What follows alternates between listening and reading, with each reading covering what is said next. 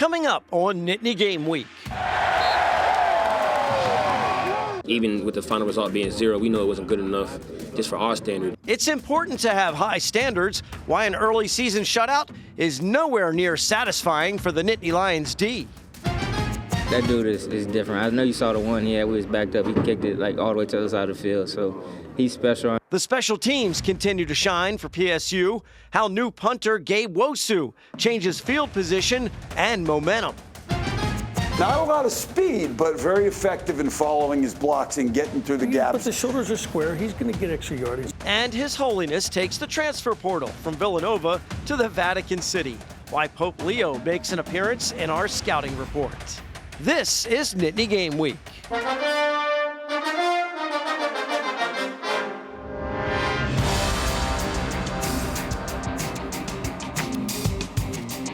Hello, everyone, and welcome to Nittany Game Week. I'm Todd Sadowski alongside former Nittany Lions coaches Jay Paterno and Tom Bradley.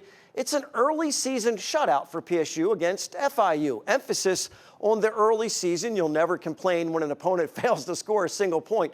But there's clearly plenty of wrinkles to smooth out before the Nittany Lions jump into their Big Ten schedule. Well, all over the place, offense, defense, there are little things that you look at and say, okay, against FIU or Nevada, you'll get away with that. But against some of the teams you're going to have to play, those things can be big plays. Yeah, you're going to look at this game. Yeah, you got the shutout. You know what, you're going to nitpick the heck out of it because every little thing is a big thing from here on out. When you are a coach, first order of business is always to review the previous game. The players on defense like the result but are far from satisfied with their performance. The tight ends are targets on offense, and the special teams continues to shine in our opening drive.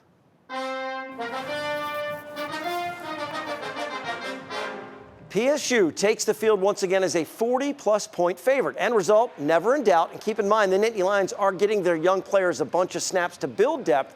But Florida International gains around 300 yards and was able to move the ball, Jay. Well, yeah, and again, they got after it. They did some things. They did a nice job getting the ball down the field. They just had some turnovers that cost them. They had some fourth downs they went for they didn't make. That could have been a 10-10 game at halftime. And one thing you always want to see, Tom, is the defense creating turnovers. First one, an interception from redshirt senior Alonzo Ford Jr., first in his entire football career. The next, a strip and scoop from true freshman Chaz Coleman, who has tremendous potential. So the turnovers, always good to see. You talk about turnovers all the time. I guarantee he took that game ball home with him, and he put it right beside him. It'll be forever with him, and he'll be telling people that'll turn into one of the, by the time he's done talking about that play, he might have had 3 picks that day. A big 0 on the board for the Panthers, but according to safety Zachy Wheatley, that is not what matters. As a defense, you know, we knew we needed more. Even with the final result being 0, we know it wasn't good enough just for our standard. We want to be perfect. We got the greatest standard out there, so points is never really what we're going off. We're just going off of play, tenacity, aggressiveness. And I feel like as a defense, we could bring it more.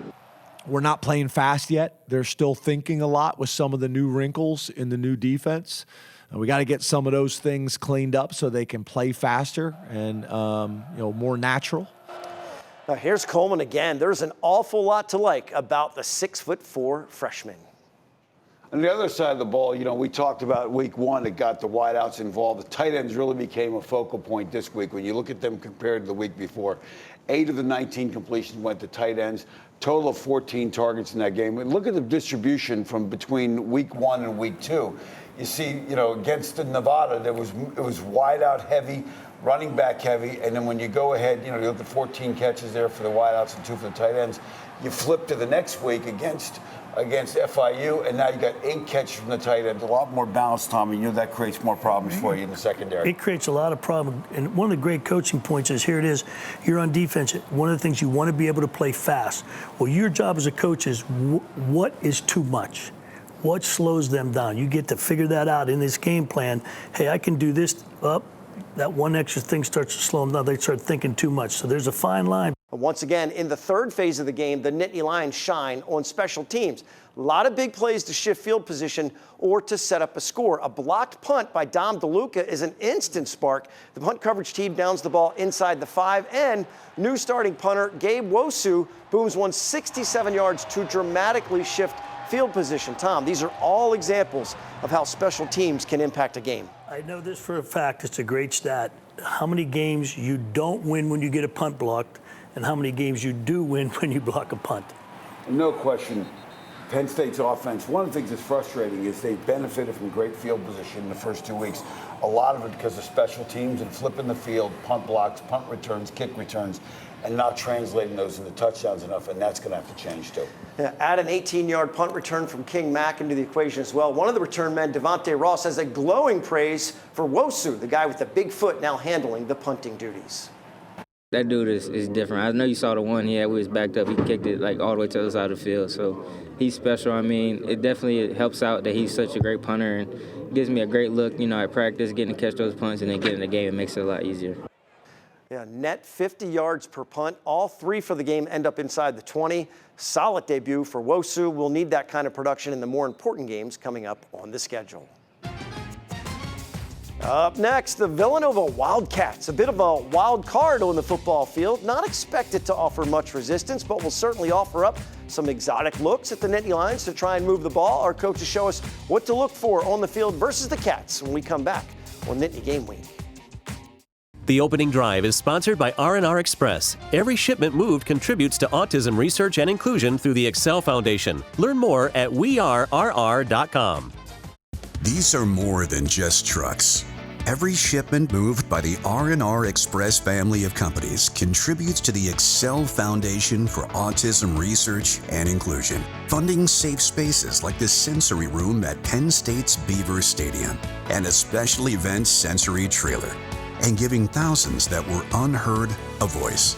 Now is the time to amplify non-speaking voices and drive meaningful change. These trucks are powered by purpose. This journey started on these very grounds, in these stands, with this community. West Shore Home was proudly made right here in Pennsylvania. We took a passion, a drive, and built a company that believes in hard work and success, just like this football team. Remember going to your first game? The roar of the crowd? The feeling of being part of something bigger? That's a feeling you never forget. Bring that same feeling to your home with an extra $750 off in addition to our current offer by visiting westshorehome.com/PSU. Nittany Game Week is brought to you by West Shore Home, official partner of Penn State Football.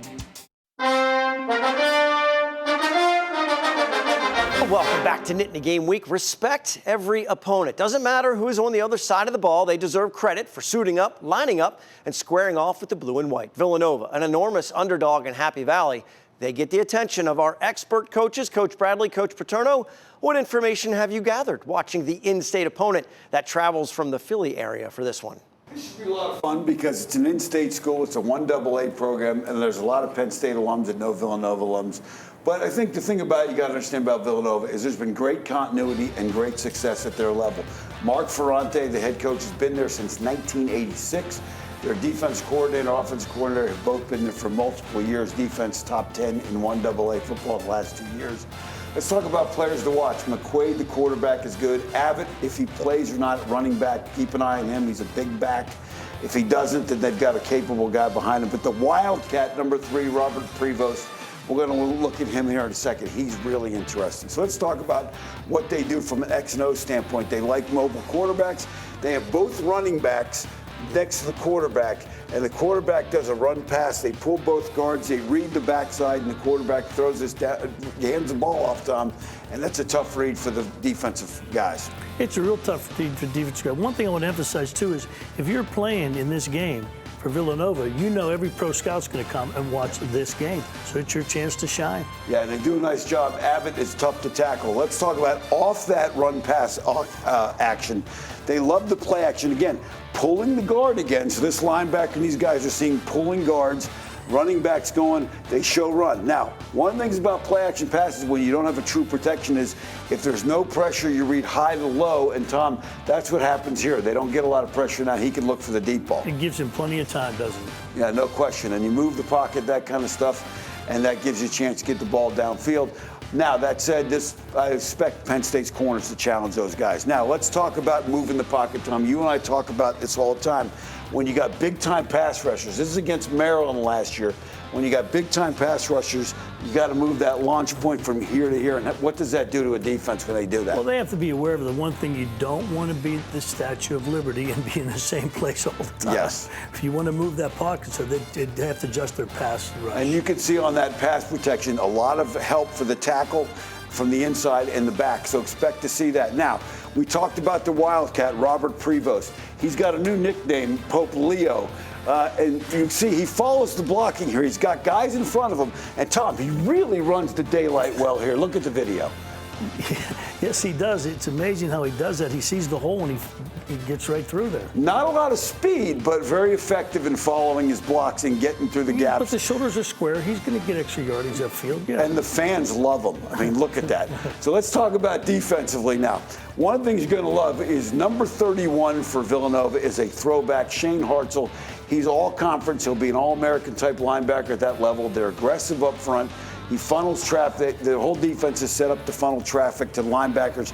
They get up the field and watch 31, Tom. Reminds you of some 31s you've seen. He really is aggressive here against Maryland on this play. Well, I hope he doesn't play as good as the 31s that wore the blue and the white in this game. No, a great play here and a great tackle in the open field against a Big Ten skill position guy.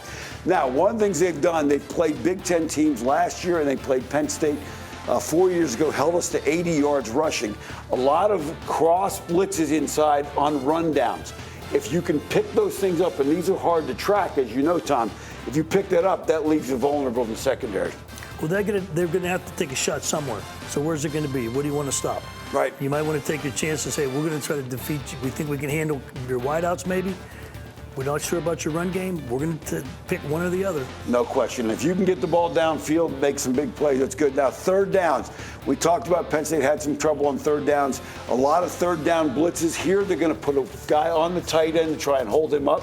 They're going to key blitz him to keep the back in. And now it's 3 on 3 downfield, and there's one-on-ones, and he's going to force your wideouts to make some plays, which happened last week, which is good. Now, Tom, you look at that, and the blitz doesn't get home. I know what it's like to be defense coordinator. Blitz doesn't get home. It's a long game. Thank you very much, coaches. So let's see. They got to face the Wildcats, divine intervention, potentially, and everyone in the Vatican City is going to be rooting against the Nittany Lions. Well, this is the final non-conference game of the season, one of the last chances for the coaching staff to substitute liberally to build roster depth. It's cool to see the veteran players show support for the young guys getting some valuable PT. It's a really long season, so it's obviously good, to get the guys out there, other reps, they've been really good, they're out there, doing good plays, but, just got to keep it up. And both Singleton and Katron Allen scored late touchdowns against Florida International. Both go over the 3,000 career rushing mark as well. Allen finished with a career-high 144 yards on the ground, which includes the 67-yard sprint in the fourth quarter. Our Impact interview is just ahead. We catch up with one of the best pass catchers in Penn State history and an outgoing personality. Former Nittany Lion and NFL wide receiver Deon Butler joins us to discuss his decision to walk on at Penn State and the 20-year reunion of that 2005 team. More Nittany Game Week is on the way. I'm liking what I'm seeing out here, guys. Speed and precision. This is the type of hustle I'm looking for. That championship level effort. This is where all of our training pays off. Most homeowners just check in on us now and then.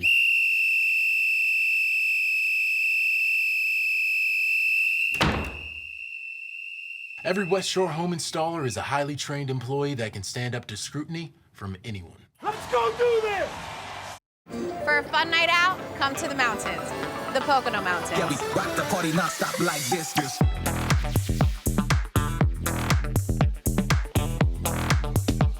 Yeah, we rock the party non-stop like this.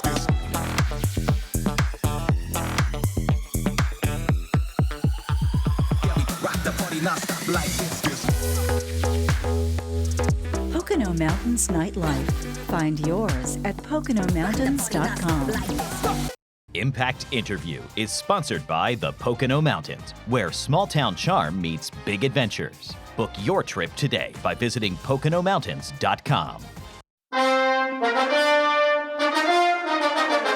Welcome back to Nittany Game Week. He is part of the 20-year reunion for the 2005 Penn State football team, also part of the 2008 Big Ten champs. So he's part of two championship teams for the blue and white. He went from a walk-on to graduating as Penn State's all-time leading receiver, chosen in the 3rd round by the Seattle Seahawks, and perhaps more importantly, has a career now in cyber forensics. So we can't wait to dissect and go into that. Deon Butler, thanks so much for joining us. We appreciate the time.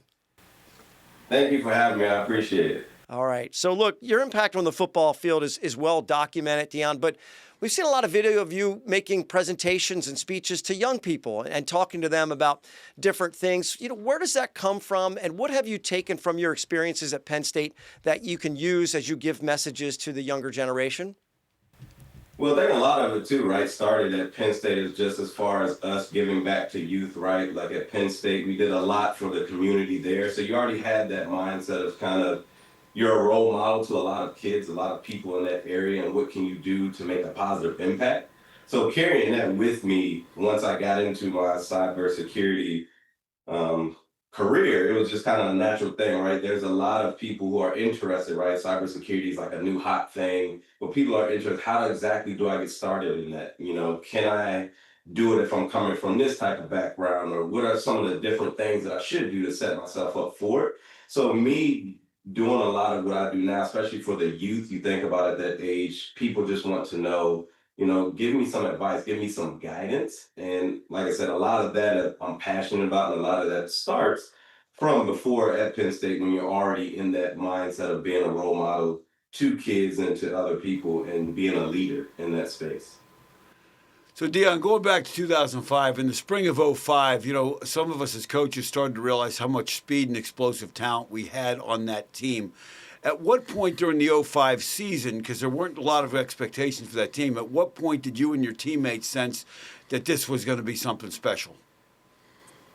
I think it was that Northwestern game for me, right? Like, obviously, we had a couple early games where some of the freshmen were being thrown out there and, a couple catches here and there and some things, but you always heard, well, this is not Big Ten play. This is not Big Ten play yet, right? We had been going against our defense, so we knew, that we had time, but you still got to take it out onto the field. So, obviously, that Northwestern game, and, right, everybody knows about the 4th down. And so that situation that we put ourselves in to stay consistent, to stay level-headed, that was just as big as making plays as it was the situational football that we were put in. And that was like, hey, guys, one, we're still running around making plays, right? I remember Justin having a big play, Derek, obviously, and just some of the young guys. Jordan came on a lot in that game from an offensive standpoint. But it was just one of those things where, like, situationally, I think we saw how mentally tough we were, right? To be in the 4th quarter of a game like that and to stick through and come out on top like that. And that's when I think it really hit us of like, hey guys, we can be something special here. And I think some of the seniors, even on defense, right, scraps-led defense, I think some of those seniors like, all right, these little pups running around on offense, we might be able to do something with these guys. So, yeah. Hey, Deon, Scrap, good to see you. Hey, you showed up to Penn State as a walk-on after turning down so many other offers. What gave you that confidence of believing what you could do at this level? That's a lot of it, honestly. Coach Johnson, Coach Norwood, right? Coach Larry Johnson, Coach Brian Norwood, those guys that came to recruit me, just kind of like keeping me level-headed up, just like, hey, man, what you've done in high school, like watching your tape, seeing what you do, if you just carry that over, to what you do here, like I've seen it, you can do it, right? Obviously, at that point in time, I was still right, a smaller guy, so a lot of the questions around me were size and things like that. So it was just kind of like a battle with me mentally of like, all right, everybody tells me you're good, but you're not quite big enough. So how am I going to be able to do that? So Coach Johnson gave a lot of confidence and just like, hey, I've been here, I've seen this, you can do it, trust me. And then being able to go out on the practice field and Scrap, I started on your side of the ball, right? Scout team out there, Jay was yelling at us, doing stuff. But, that was a big thing, too, as far as that scout team and starting to make plays there and just seeing like, hey, you belong. You're not just getting ran past. You're not just, being overwhelmed power-wise and things like that. So that scout team year starting on defense was really a big part of kind of really letting me know like, hey, no, you belong. You can do this. You belong here. you go from a young freshman, you said kind of chill, then intense in certain moments. What about you and your personality and that career worked out? What do you like about cyber forensics? What's the best part of it for you, and what kind of sparked you to go that direction? Well, the one thing I'll start off with that sparked me to go in that direction, right? When I was at Penn State, I did forensic science, kind of your traditional crime scenes, murders, bullet trajectory. And we would have classes that were, if you recover a laptop, and it was digital forensics, or a phone and people think they erased stuff. And how do you go back in and get that information off of the phone or the laptop? And I thought that was really, really cool. And I was like, man, I want to circle back to that whenever, we get into it, or whenever football is done. So then that's kind of what drove me to that, and kind of the breach at Target was a big thing. And that was literally just people had to go back and find out, how did someone get into our network digitally, like digital forensics? How did they get into our network and figure that out? And that's what led me towards cybersecurity and getting a master's in cybersecurity when football was done. So that's what drove me towards that. And then as far as like my, demeanor and attitude, right? I can't do an Ohio State speech with my people at work right now, right? I can't get them hyped that way when we're about to make some network changes or anything. But it's been really good, like the leadership that you learn. Right? You're around so many other great people. When I was at Penn State, right? I'm on here, obviously, Coach Paterno, Coach Scrap, and it's just like those were guys that had already been leaders at Penn State for so long and have been other places as well. And it's like you learn different leadership styles. You learn how to connect with people. You have 100 and some teammates at Penn State, and I'm so big on like sports teaching you so much on leadership. We have much more at nittany-game-week.com. We need to step aside from the TV show for a quick break. Make sure you go to nittany-game-week.com for the entire conversation with Deion Butler, along with other web-exclusive content like our Nittany Connect Network and Nittany Game Week podcast. Don't go anywhere. Tom names our scrap metal winner. When we return, his talents can be the difference in a variety of ways on the field. Find out who Scrap likes for this week's award. We're heading into the final minutes of Nittany Game Week. Nittany Game Week is brought to you by West Shore Home, official partner of Penn State Football. No, see you guys later. He's gonna see us later. Come on, friends I haven't met yet. Noah, be careful. You know Noah? I'll have the tomahawk. And so will he. This next one goes out to Ken and Janice. Did he just call you Janice? Kick how hard away. These are more than just trucks.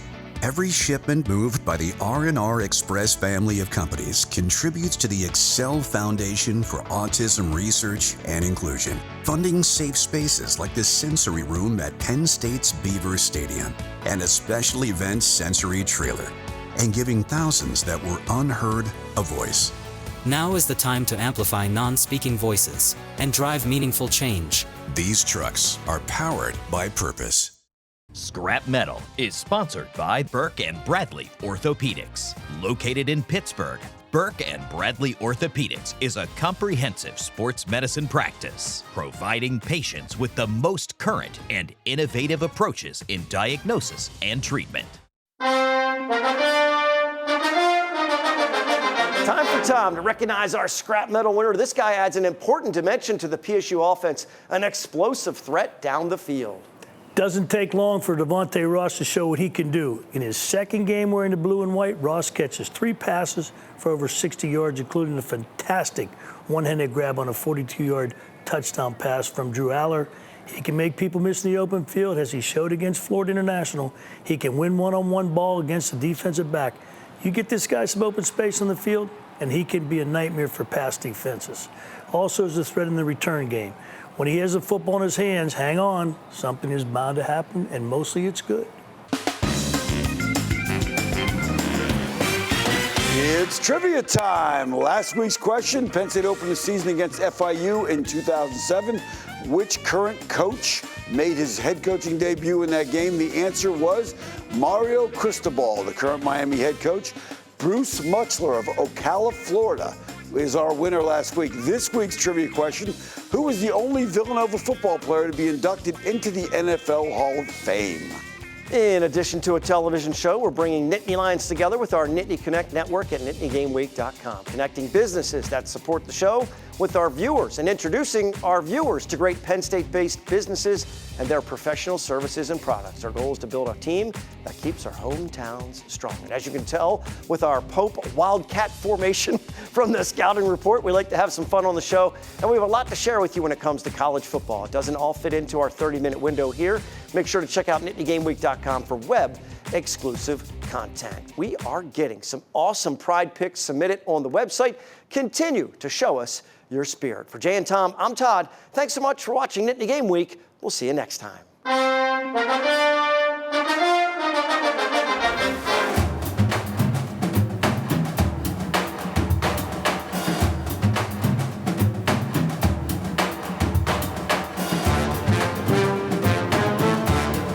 This journey started on these very grounds, in these stands, with this community.